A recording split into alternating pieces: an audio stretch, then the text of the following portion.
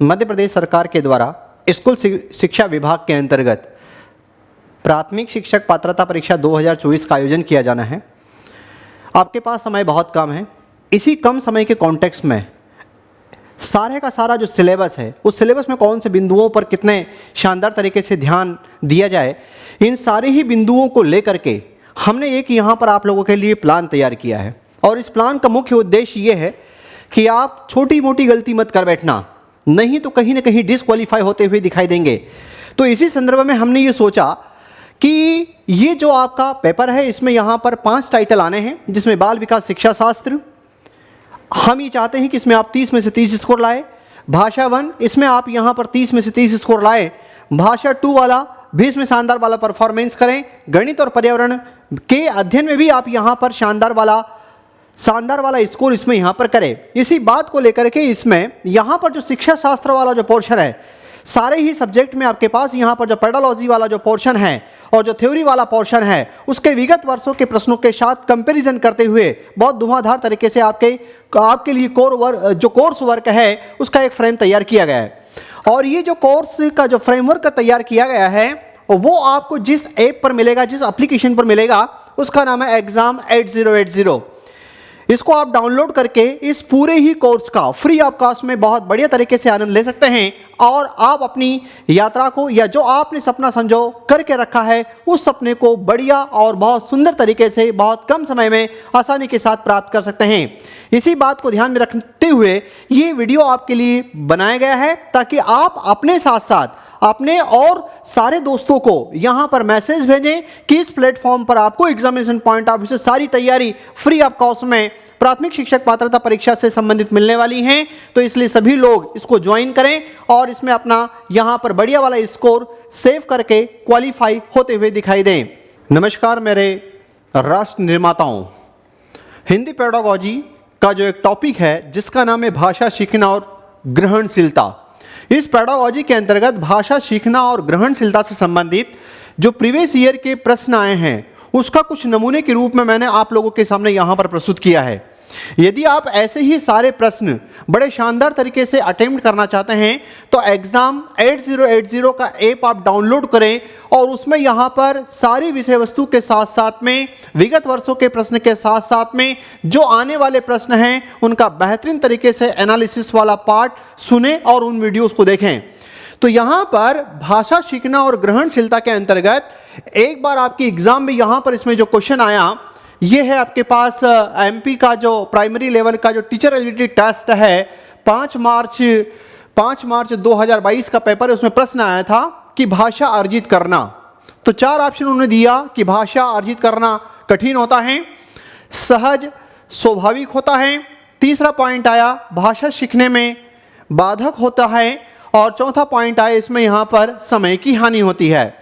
जब ये 4 पॉइंट अगर आपके पास इसमें आते हुए दिखाई दिए, तो अगर आप देखोगे कि प्रश्न में जब उसने कहा कि भाषा शिक्षण के सिद्धांत, तो आमतौर पर हम वहां पर कहते हैं कि भाषा को सहज और स्वाभाविक रूप से सीखा जाता है। जब अगर आप सहज और स्वाभाविक रूप से सीखते हो उसमें, तो उसी सेंस में उसने यहां पर कहा कि क्या भाषा का अर्जन करना, एक्विजिशन करना कठिन है? तो आंसर है कि कभी नहीं। अगर आपके अंदर यहाँ पर इंटरनल रूप से बढ़िया तरीके से अगर आपका स्टेमिना जगता है, तब आप ऐसी स्थिति में यहाँ पर बहुत शानदार वाला परफॉर्मेंस कर सकते हो। फिर उसने कहा कि भाषा सीखने में बाधक होती है। नहीं, भाषा सीखने में बाधक नहीं होती, ये तो आपके लिए साधक है, ये तो आपके पास साधन है जिसकी सहायता से आप गणित, विज्ञान और आदि बातों को बहुत बढ़िया तरीके से सीखते हो। उसने कहा कि समय की हानि होती है। नहीं, कहा जाता है कि नेशनल करिकुलम फ्रेमवर्क 2005 की अगर हम बात करें, तो उसने कहा कि जो जितना ज़्यादा मल्टीलिंगुअल होगा, जो जितनी ज़्यादा भाषाएं जानता होगा, वो उतना बढ़िया तरीके से परफॉर्मेंस करता हुआ दिखाई देगा। तो हम यहाँ पर ये माने ही नहीं कि इससे समय की हानि होती है। तो पहला आपके पास ये जो प्रश्न था, इस प्रश्न का उत्तर आपको क्या लगाना चाहिए था? तो इसका आंसर है आपके पास सहज और स्वाभाविक होता है। यहां से चलते हैं अपन इसमें जो सेकंड क्वेश्चन उन्होंने पूछा कि लोकगीतों को भाषा की कक्षाओं में स्थान दिया जाना चाहिए, क्योंकि ये भी आपके पास 5 मार्च 2022 की एग्जाम का प्रश्न है, जहां पर उन्होंने कहा कि लोकगीतों को बढ़ावा देना भाषा शिक्षण का मुख्य उद्देश्य है। नहीं, भाषा शिक्षण का मुख्य उद्देश्य कभी भी ये नहीं रहा कि लोकगीतों को बढ़ावा दें हम। लोकगीतों को कभी भी हम, क्योंकि लोकगीत का मतलब सामान्यतः आप यहां पर ये ध्यान रखें कि जैसे अगर आप बुंदेली में हैं तो बुंदेली में जो लोकगीत हैं, आप बघेली में हैं तो बघेली के जो लोकगीत हैं, अगर आप मालवी हैं तो मालवा के जो लोकगीत हैं, अगर आप निमाड़ी हैं तो निमाड़ी के लोकगीत सेंस में आपके पास। तो उन्होंने कहा कि क्या लोकगीतों को बढ़ावा देने से भाषा शिक्षण का मुख्य उद्देश्य नहीं, स्थान इसलिए नहीं दिया जाना चाहिए लोकगीतों को भाषा की कक्षाओं में। उन्होंने कहा कि लोकगीत गाए जा सकते हैं, इससे भी इसका कोई संबंध नहीं है। फिर पॉइंट आया कि केवल लोकगीतों के माध्यम से पारंपरिक मूल्यों की शिक्षा दी जा सकती है।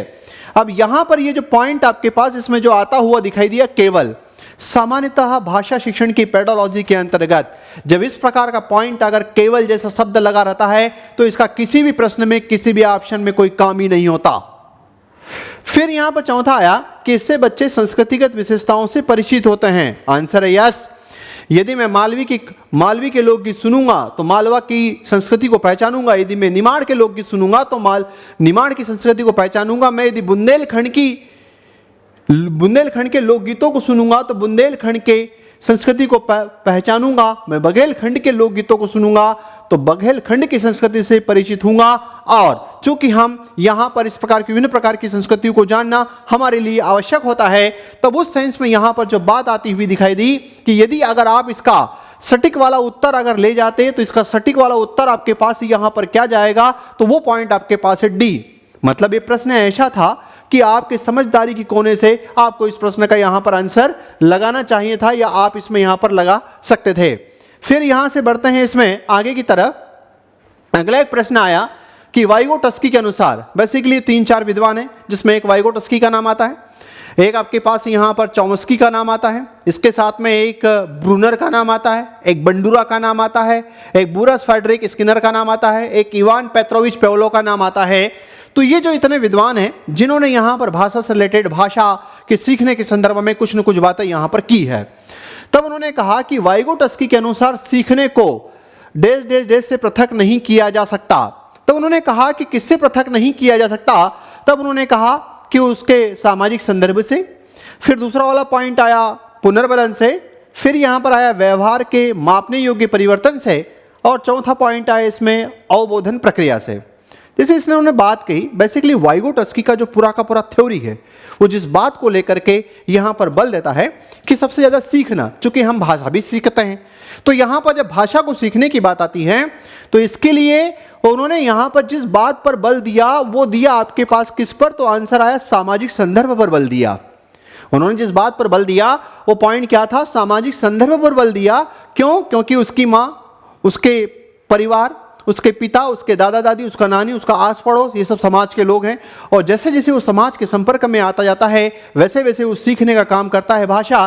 तो इसलिए वाइगोटस्की ने यहां पर जो इस प्रश्न का उत्तर, या वाइगोटस्की के अनुसार जो इस प्रश्न का उत्तर लिया जा सकता है वो है आपके पास सामाजिक संदर्भ। और ये सबसे बड़ा इसका पावरफुल गेम है जिसकी सहायता से आपके प्रश्न को ये एनी हाउ कंडीशन में गलत नहीं होगा। मतलब वाइगोटस्की और सामाजिक संदर्भ ये बड़ा चोली दामन के साथ में चलते हैं, और उनका यही मानना होता है कि हमारी जो कुछ लर्निंग की प्रोसेस होती है, अधिगम की प्रोसेस होती है, वो इसी सेंस में यहां पर होती हुई दिखाई देती है। हम बढ़ते हैं नेक्स्ट प्रश्न की तरफ, जिसमें यहां पर आया कि बच्चों में हिंदी भाषा सिखाने के प्रति रुचि उत्पन्न करना।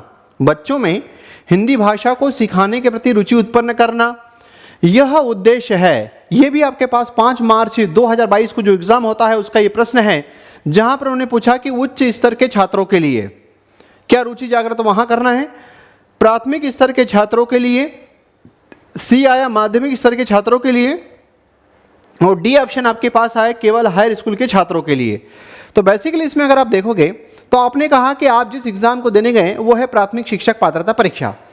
जब प्राथमिक शिक्षक पात्रता की अगर हम बात करें तो ये माध्यमिक कक्षा और उच्च कक्षा या हायर सेकेंडरी में जब अगर वो है तो बच्चे में ऑलरेडी बहुत सारे इंटरेस्ट डेवलप हो चुके हैं।